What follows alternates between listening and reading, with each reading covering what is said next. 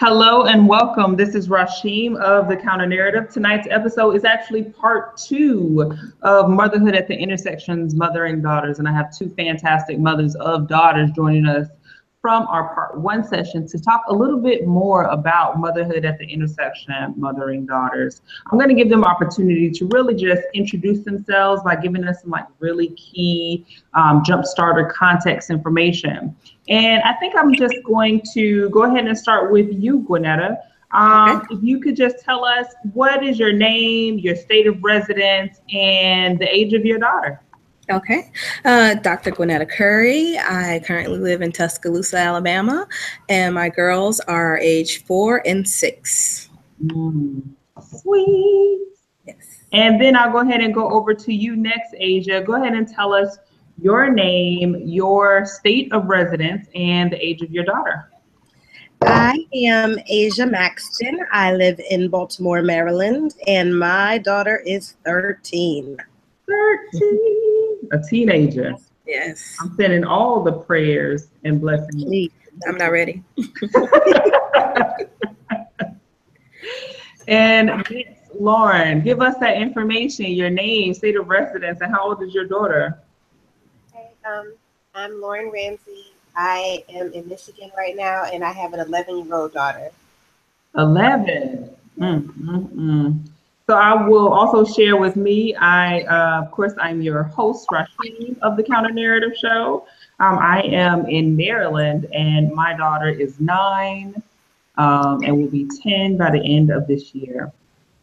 So we cover a lot of different topics in our part 1. So if you are watching right now, you didn't catch our part 1, feel free to check it out. You don't necessarily have to watch the part 1 to understand the part 2, because we're just kind of going to explore a couple of different areas.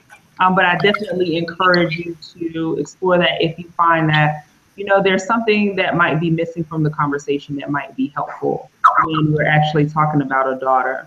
So the first topic that I want to hit on, and I'm just going to come straight out of the gate. I think we talked about this a little bit the last time, but I just wanted to start with a really big question. And I think I'm going to start with you, Asia, because you have the oldest daughter among us. What does motherhood look like for you in the age of Black Lives Matter?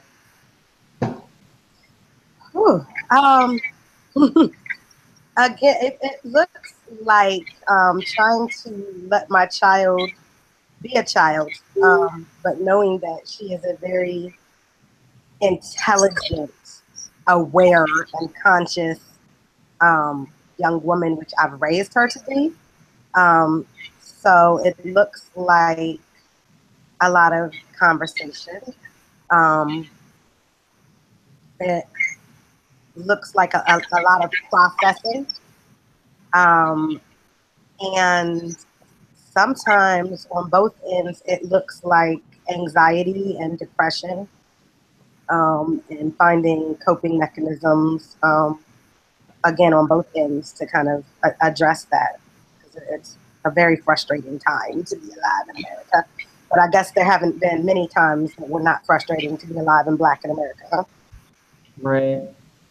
Can you say more about the anxiety piece, and a little bit about the origins of that and some coping strategies around that?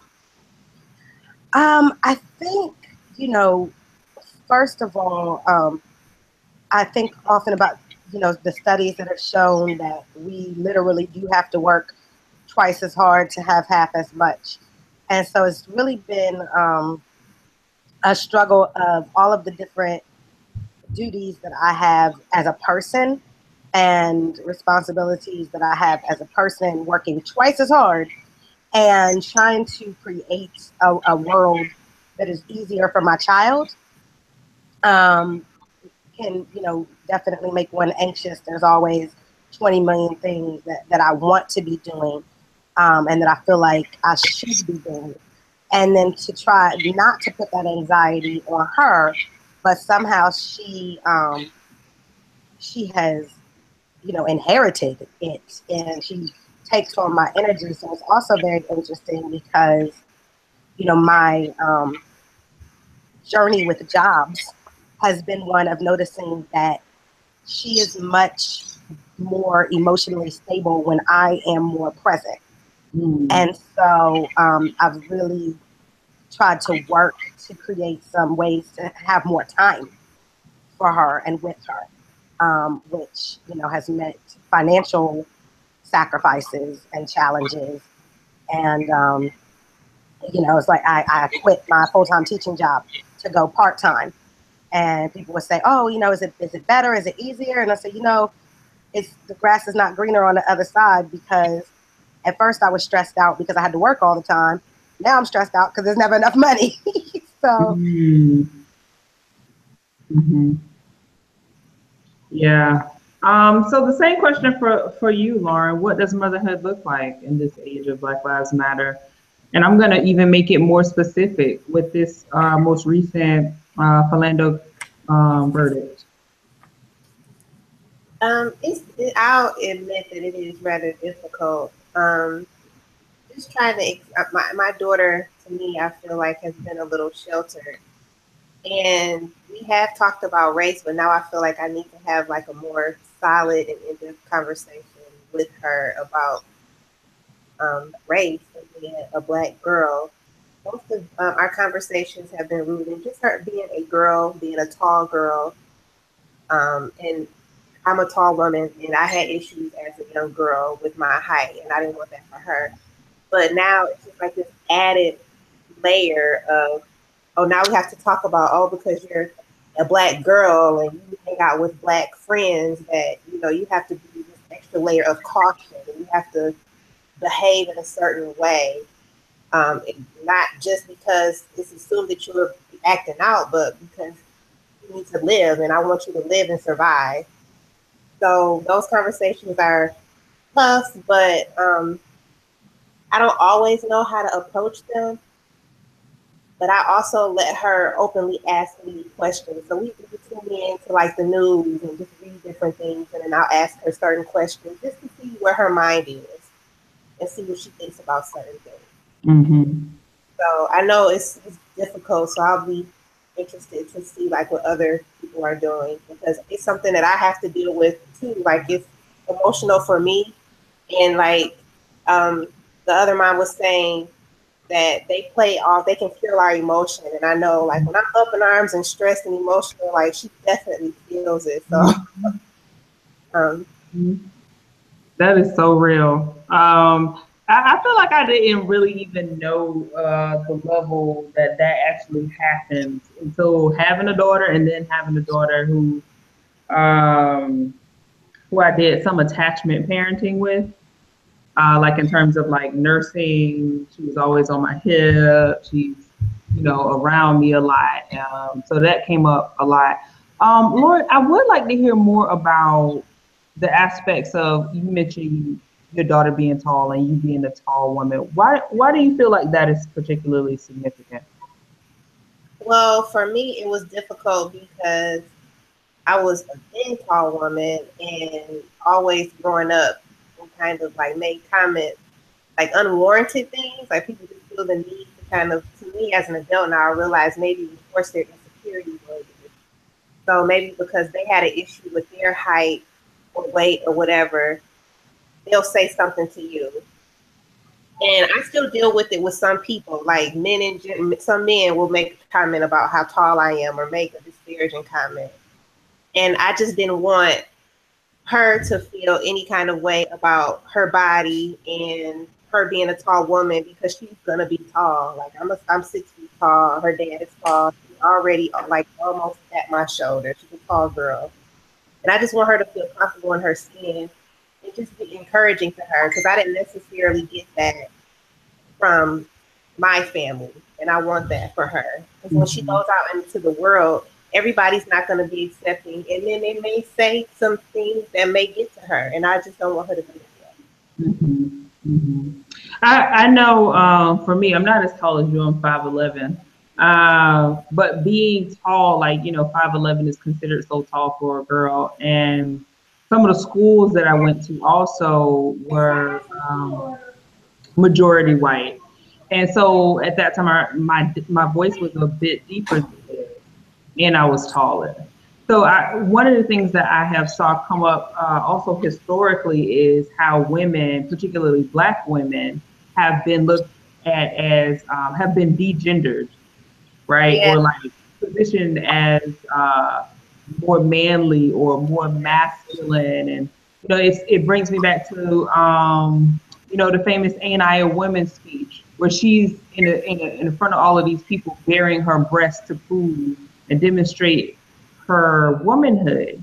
And it also yeah, makes me think of the ways in which we embody our race and our gender, and how that has been pushed back against so much, about like, you're not a woman because women are short and petite and dainty and have gentle voices, and all of these different things. So I think that point that you brought up was particularly significant now, and definitely has a very historical role to play. Renetta, tell us, for you, what is being mother of a daughter like in this age? Yes. Well, my daughters are still very young, 4 and 6. So the youngest one hasn't really started to express anything in terms of acknowledging race. But the oldest one, since she's now going to second grade, she's very aware of it. And I spoke last time about how she was the only Black girl in her class. And we talk to her all the time about just affirming her as being beautiful and smart. And in this age that we live in, it's important for us to keep our children encouraged and affirm them on a daily basis, because the world doesn't do that for them, right? So, again, reading a lot of positive books, positive images.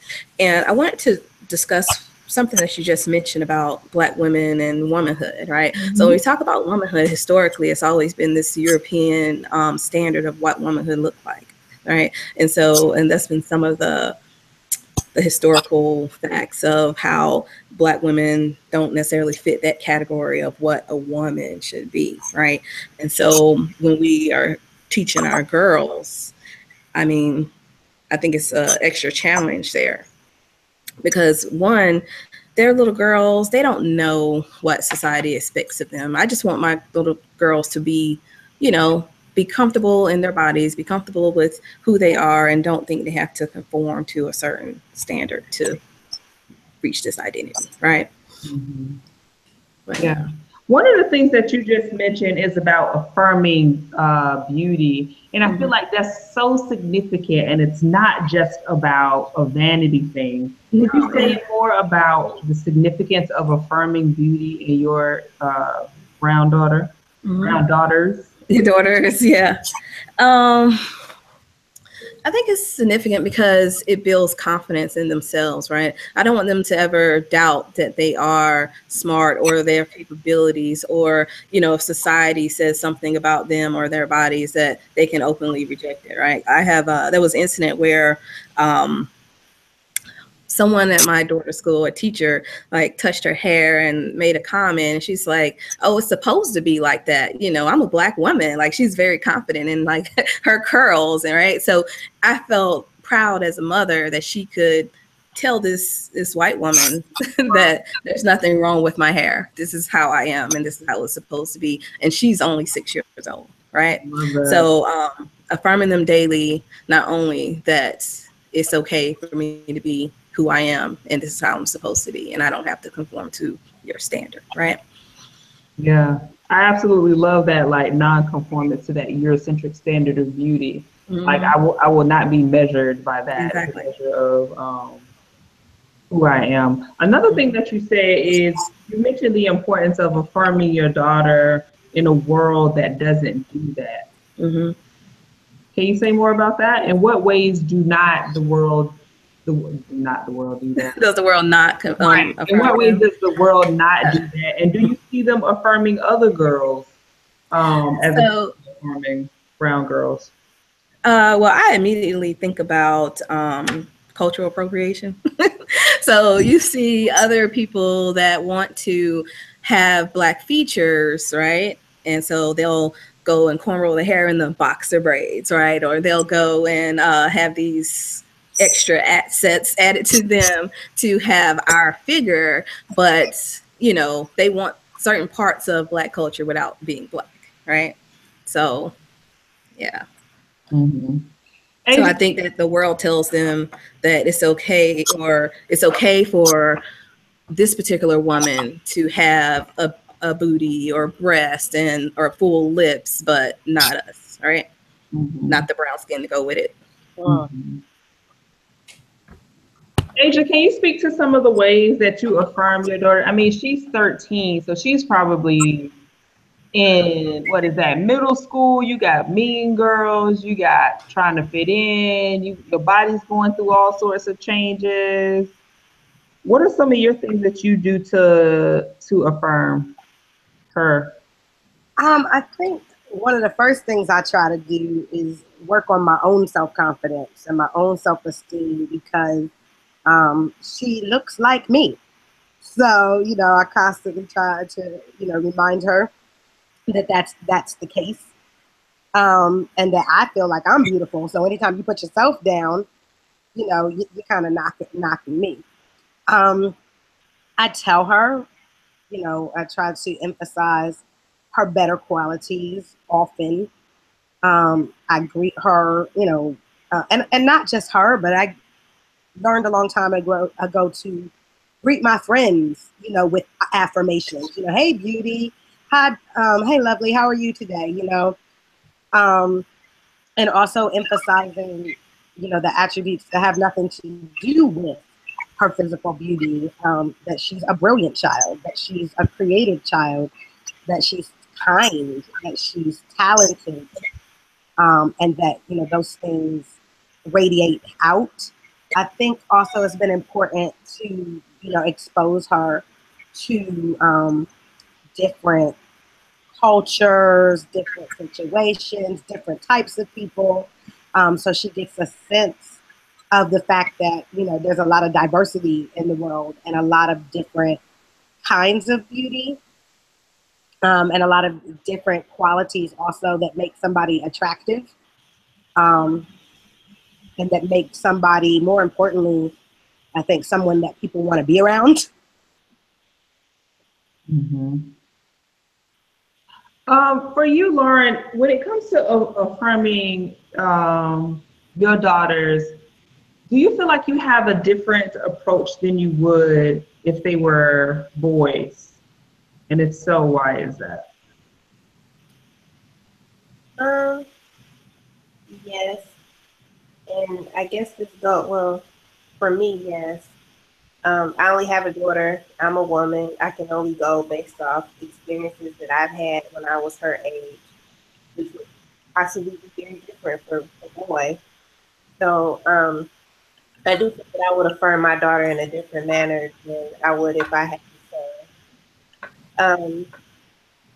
So mostly with her, I'm always, like someone else said, not just affirming her physical appearance, but telling her, she has a great personality. She's smart. She can do anything she puts her mind to, things of that nature. And with me trying to pursue a degree, she sees me trying to stick with something and seeing things to the end. And I think that's very important too. So we're our child's first teacher. So, and then also trying to affirm myself, like I mentioned before, I had issues with self-esteem as a young woman, younger. And now I'm working through a lot of those things now because I do know that she is definitely Mm-hmm. What would you say, Gwinnetta, are some of the differences in your approach? Like, how would you say your daughter's gender informs your approach to motherhood? Hmm. Now, this is a difficult question when I just have girls, but I do know, I have brothers, right? So I know some of the struggles that they dealt with growing up, and I have a husband. He talks about some of the struggles of little black boys. And I know, looking at the research, it shows that black boys are, a lot of people expect less from them than they do the girls. And so with my girls, I can only go off of what I've experienced growing up and how I can kind of, guide their path, and what I've read and discovered through my studies, because I studied Black women as well. But with Black boys, there's a lot going on with Black boys in particular right now. I mean, when you see these cases of them being killed on camera, the trauma that creates for them, as well as their mother and girlfriends. And you saw the video of Philando Castell's girlfriend and the baby there. That whole family has experienced that trauma. And so when you say, how does gender affect how you raise your daughters? I mean, you just have to take so much into account. That's a challenging question. Okay, if you want to think about it more, that's Yeah. fine. I'm gonna move on to Asia. Yeah. Asia, I want to ask you that question, and I want to add this additional. Oh, it looks like you're muted, so if you could unmute yourself. I want to add this additional piece to asking. I can't. Do you feel like, so, you know, we're brown. We're talking about Philando. We talked about Trayvon. We know that there are young women out there whose names often go unheard. So, you know, hence the whole say her name campaign. Do you feel that there is, to some degree, that your daughter's gender protects her from state violence? I do. Simply, and just FYI, I have been working on this camera situation, and to no avail. So I came back in. I was gonna see if maybe I could sign in under Zani's account, because last time I did that. Oh, right, and it worked, right? Right. So I'll see if I can do that in a moment. But yeah, I do think that in that particular respect, I know that in that particular respect, she has it easier than males, because she's not going to be seen first and foremost as threatening. I know that from experience, because every negative encounter that I have had with the police, other than one that was solely caused by me, has been when I was with a Black male. Other than that, I don't have issues with being pulled over or being profiled. Now, we have plenty of other issues that we're going to have to deal with. You know, I definitely agree with Malcolm X's statement about us being the most disrespected and disregarded species on the planet. But I don't think that is the same issue. I know that me having a daughter, I do not have to harbor the same sort of fear that I would if I was raising a young male. Yeah, I would have to agree with her on that, because the Black male body itself is seen as a threat to even walking in the room for whatever reason, right? And so, yeah. It's interesting because there is a study, or it's an article by, I think her name is Dawn Day, and she talks a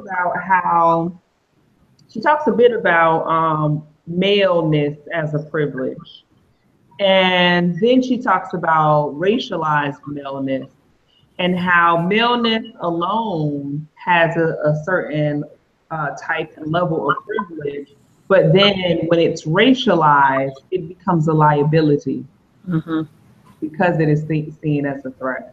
So yeah, there's quite a few things around that. Maybe I could get into that too when I next week we're going to do the mothering sons at the intersection, and I'm hearing from mothers of sons to kind of hear, like, you know, what's their standpoint on that.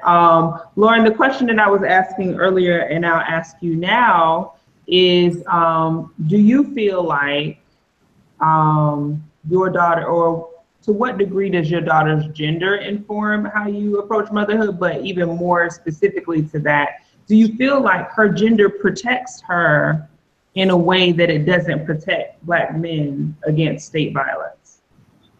Yeah, I do think that her gender does protect her. And, you know, we recently had an issue at her school where a boy punched her, and that was, we had never had a situation like that.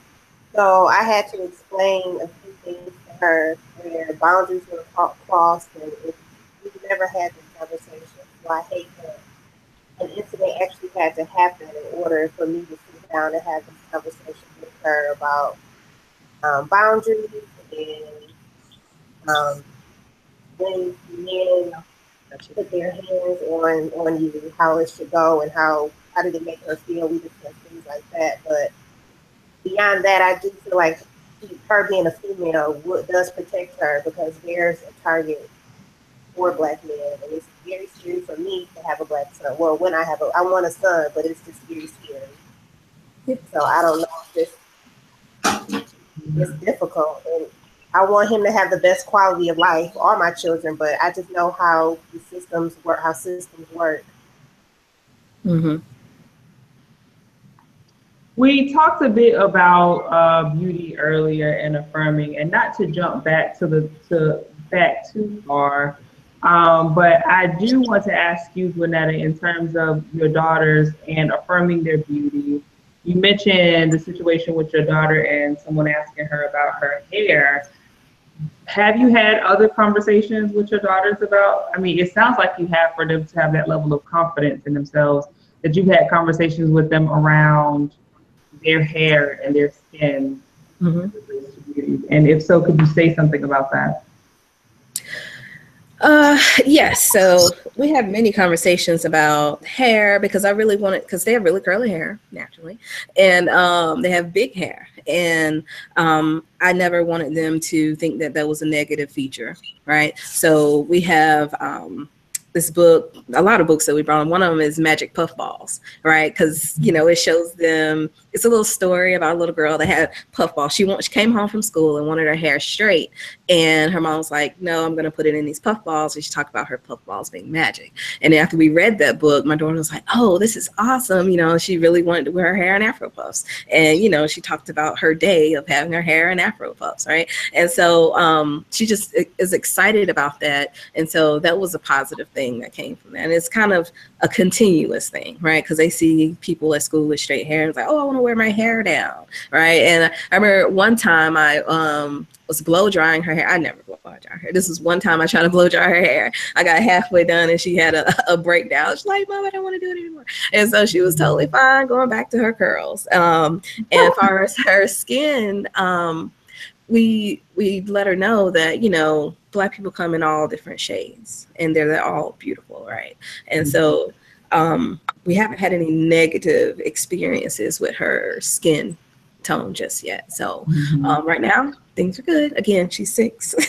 And so we all have, you know, like dark brown skin, and I know her grandmother is a lighter brown, and I remember she was asking, was her grandma white? It's like, no.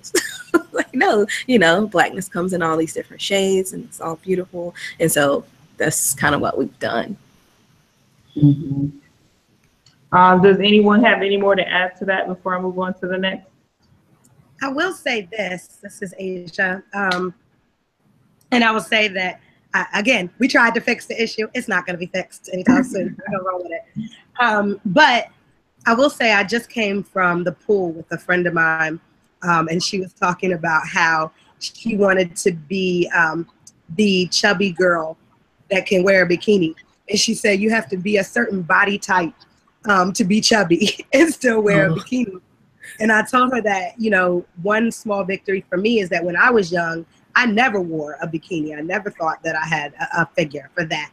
But I love that my daughter and her chunky little friends, they wear their bikinis. And to me, that's a win that there has been some progress in, you know, this body acceptance movement. Yeah. Oh my gosh, yes. There's so much about embodying this form and like the ways in which our experiences are informed by the bodies that we're navigating spaces through, and you know how confident we are in those bodies and that sort of thing. I want to go back to Lauren, and I think you're muted, so unmute yourself. If you are just now tuning in, you are watching the Counter Narrative. This is part 2 of Motherhood at the Intersections, Mothering Daughters. If you haven't already, go ahead and subscribe. Also, feel free to catch part 1 of Motherhood at the Intersections. Lauren, the question I have for you is it's related to daughters, but I want to ask you a more broader question around family. How do you define family?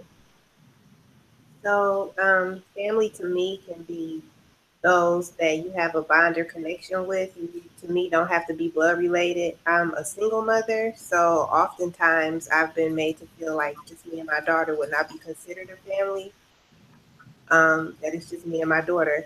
So, but I had her in undergrad, and I was away from my family, with the exception of my mother, who moved so I could move to Lansing so I could finish undergrad. But my friends, I consider them family. Like they were caring for my daughter, coming into my class when I had her and taking care of her so I can finish my class. Like that's who I consider my family. Mhm. So I know that's right. And what about you, Grenetta? How do you define family? Yeah, it's just a group of people that care and support you, right? So it doesn't have to be blood related. I agree with Lauren there that it's just people that actually support you, love your children.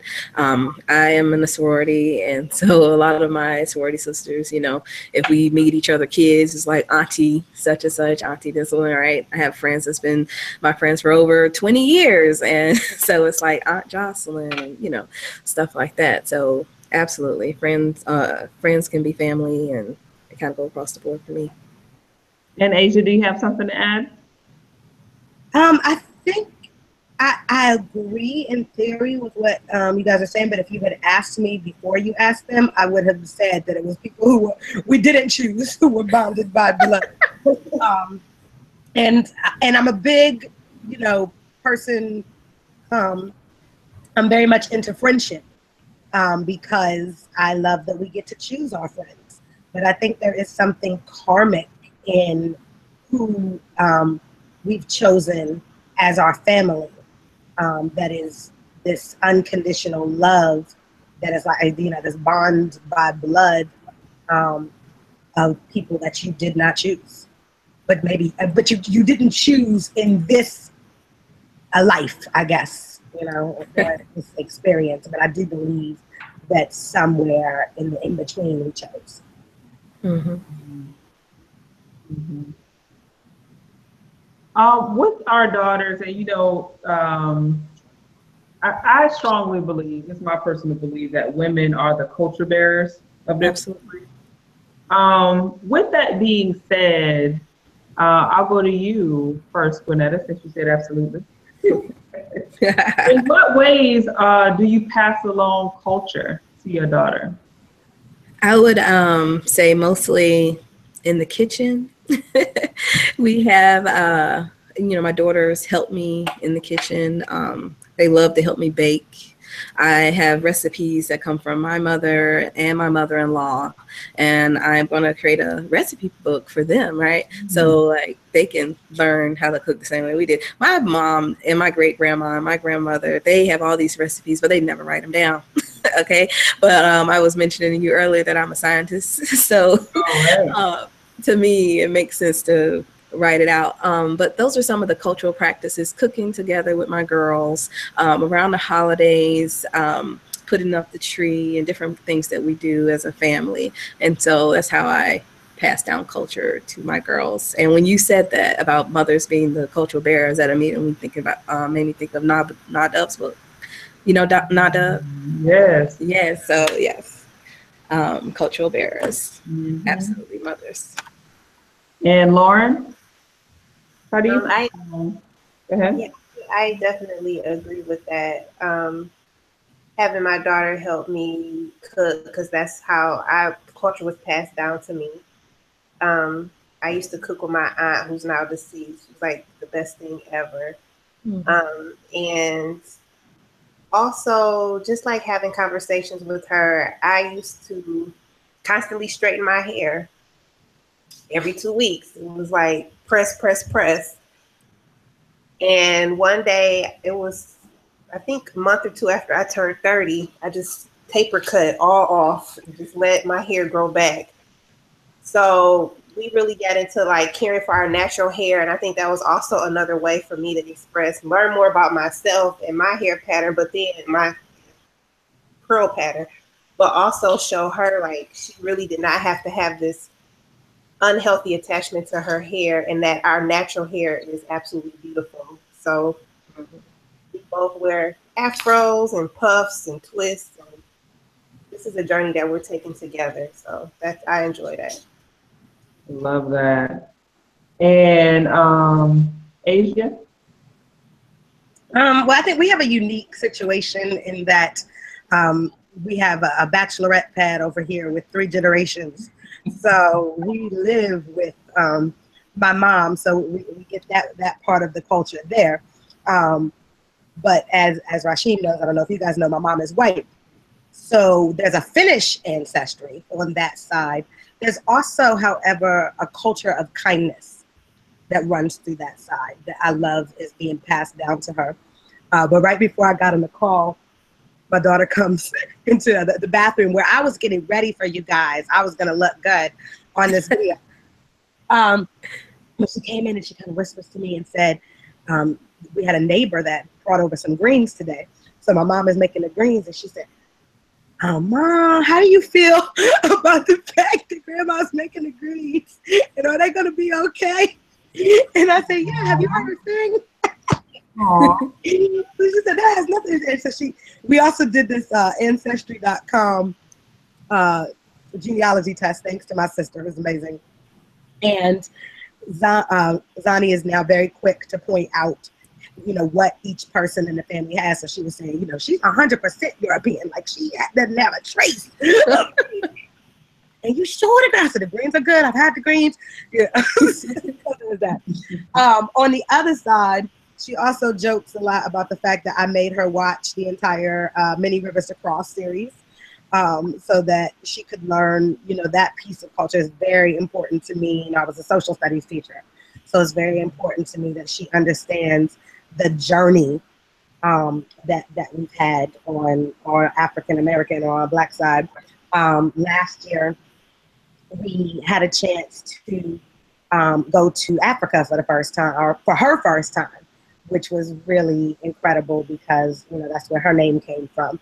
But it was also a great opportunity for her to have some exposure to real Africa versus what we hear about. Because as much as I've tried to tell her, she's still very much influenced by some of the stereotypes that we grew up with.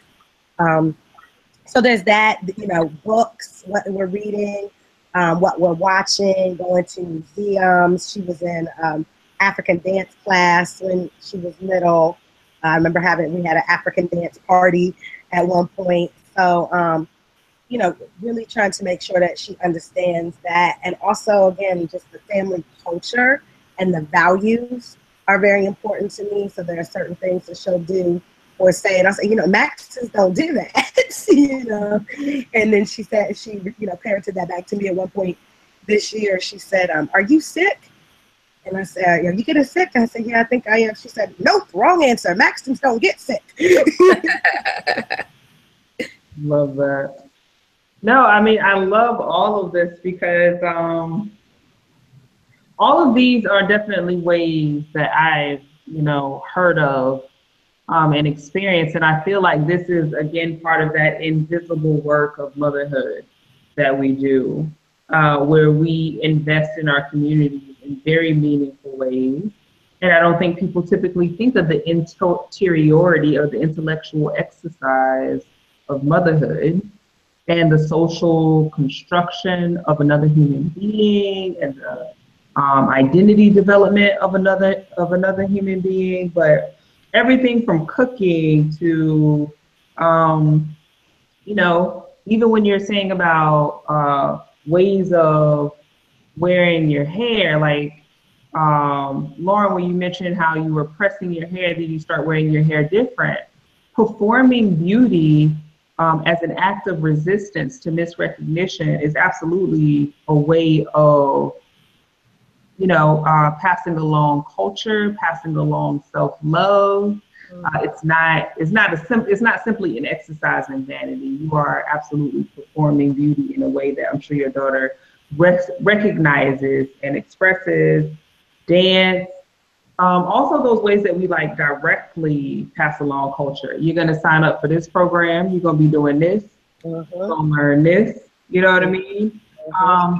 Just the way that our brains think, like we think about doing that. Like that is all part. And I think a lot of times we only know or acknowledge or look at motherhood through either like child outcomes. Like when I read stuff about motherhood, it's usually focused on like child outcomes, what their family structure is, and whether or not that we find that their family structure is legit or not legit. Or it just looks at the physical activities around motherhood, breastfeeding, changing diapers, soccer mom driving you to this, driving you to that. It's not really considering all of these things that we're talking about when we're talking about sharing family values that you were talking about, Asia. This is what we do in this family. This is what we do not do in this family. This is what it needs to be a part of this. So this is really, really good stuff, and y'all are awesome. So I'm going to get near the closing, and one of the things that I want to ask at this closing of the counter narrative episode, part 2, Mothering at the Intersection, Mothering Daughters. I am going to ask you, Lauren, can you tell me something about motherhood? And even more specifically, if you want, you can say something about mothering daughters that no one ever told you, but you wish that they did. And no one ever told me, but I wish that they did. Yeah, and you can make it specifically about mothering daughters. If you want, I can come back to you if you want to think on it. Yeah, because I kind of feel like I don't know if it's something that I wish that they did tell me. I kind of because you probably would have ran. I think people gave me a pretty good idea of what I was getting myself into. Okay. But still, I find myself overwhelmed at times. And yeah, this is what I'll say. I think I underestimated how overwhelmed it can be at times. That's what I'll say. It can definitely be overwhelming. Motherhood in general, and also mothering daughters, kids, my daughter in particular, we are not the same person. That's another thing too. Like, my mother is very involved. She helps me care for my daughter, picking her up from school, things like that. And she'll say, oh, you are not like this. Well, we're two different people, right? Like we have, to a degree, different influences, grew up in different generations. I'm a different mother than she was. So it's just so many different things that maybe the way that I was raised, I had to take different ways that might have impacted me that my mother tried to do or discipline or whatever might have impacted me differently than it would my daughter. So I find myself trying to be a little more creative than my mom was with me. So that's one thing that I guess I didn't know. I just kind of thought like, well, I'm the mom because that's all my mother had to say because I said so. Right. That doesn't quite fly with my kids. So it's just, yeah, she has a very strong personality, which I appreciate. I allow her to like share her ideas and her opinions. And I can't say that I was raised that way. And that translated into my adulthood. And now, like I said, pursuing this degree, I don't necessarily think that was a good thing. So I want her to be more, I wouldn't say boisterous, but you know, like I'm here and you see me and that's okay. And what about you, Gwinnetta? Some things that I wish someone told me about parenting. I will tag on to what Lauren said about pretty much self-advocating. I grew up in a strict Christian household, and so you didn't talk back. If your parent said something, that's what you did, right? And you didn't talk back. You just did what you were told, and you didn't ask any questions. That was it. With my daughter, as in her daughter, that doesn't necessarily fly like do what I say kind of thing. But she definitely knows how to advocate for herself, which is very good. And maybe someone could have told me how to parent a strong-willed child. I don't. I wasn't necessarily taught that. I don't know if I wasn't a strong-willed child. I think just the household I was raised in, very strict. I kind of went along with the flow. I didn't feel like I could resist, right? But my child definitely does. And so, yes, how to parent a strong-willed child. That would be very nice because I'm learning as I go. Let's get some tips on that when you figure that one out. Yes.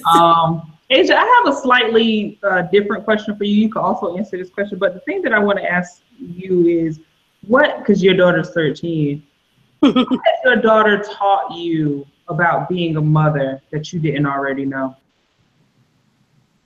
I can answer those together, your former question and that question.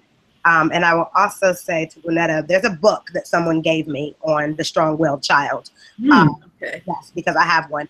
But my number one tip, which I mentioned before, and I only got it by speaking to my father, was he said, it's a lot of conversation. If you are committed to raising a critical thinker and not just a do as I say child, it's a lot of conversation. It's a lot of why did you do that? What were you thinking? What could happen if? But as to the question of what has my daughter taught me, which I think is the same as what I wish I had known. I wish I had known that on the last call, you remember I talked about having given my daughter the curse, and while you said you knew exactly what I was talking about, I hope your child turns out to be just like you. And I wish that someone had told me earlier that the habits and the routines that I formed as a young woman would one day be adopted by my child, and that I should think earlier on about the character that I wanted to establish, and that if I really knew that I was going to have someone who was going to model their behavior after mine, who would I have set out to be at a younger age? Because the older that you get, the harder it is to kind of, transform those habits and routines. And I'm finding that my energy levels are not the same as they were 10 years ago when she was little. So there's some adjustments that have to be made there. I love that what you said. It makes me think of asking the question of like, who would we be? How would we be if we know that our daughters are always watching us? Like what type of choices might we have made if we replayed the story of our lives and our daughters watched it? What would we have probably done different because we want to, model a particular behavior? And I'm gonna say thank you to everyone and get us ready to close out. Of course, I'll kind of answer that question. I think one of the biggest things that I've learned from being a mom is the difference between loving my daughter and loving my daughter's choices. And how I cannot love her choices and still love her and not attach it in a way where people sometimes attach certain things and use their love as a weapon, or just withdraw affection because they didn't like a choice. Right. You know what I mean? So I think that's one of the biggest lessons that I think she's probably the only person who's ever taught me that, how to the difference between loving her and loving her choices. Because there are no choices. And I know she's about to make some other ones when she's a teenager. Oh yeah, she'll be 10, right? Yeah. So, and I know I'm gonna probably be calling some of y'all at some point when she gets to be a teenager, because she, you know what I mean? I almost wish that her acting out was more action and physical, but it's not. It's mouth. Oh yeah. It's all of this right here and all of this right here. You know, and as a parent who tries to practice nonviolence, there's some simple ways that I know that, you know, has kind of shut that down. But at the same time, it's like, you know, you also don't want to kill their fire. Right. You don't want to kill, like, that's good. Like, there's some things where I'm just like, you know what, this is going to serve you well someday. You know, I don't want to really, like, I feel like I don't want to have this back and forth with you for 15 minutes about me telling you that you need to go and walk your dog right now. I don't want to have that conversation. But your pushback is gonna serve you, you know. So that whole thing. So as we close out, thank you all so much for coming on and doing this part 2. I really appreciate it. And if you guys have any final thoughts for people or mothers who are mothering at the intersection, feel free to share it now. Not so much? All right, we done said it, y'all. Follow us on different social medias. I am at Rasheem. Also, please do subscribe. You can catch archives of the show either on YouTube through s.Rasheem or typing in the Counter Narrative Show, or you can go to the counternarrativeshow.com. I'm also on Instagram and Twitter as Rasheem. Anybody else want to share their social media? I'm on Twitter, AfroPuffs with a Z. I rock rough and tough with my. Yes, I love it. All right. Well, thank you, everyone, again. And thank you, Beauty. You are a mothering role model for me, for sure. I'm a role model. You 13 years in the game. Yeah, I'm watching all of y'all because my kids are still babies. Right. Let me see how role modelish I am at 13 years in there. We'll see. But thank y'all again. Y'all give me strength. I appreciate you. And I appreciate you adding your voice to the collective. Thank you so much for the invite. Good night. Good night.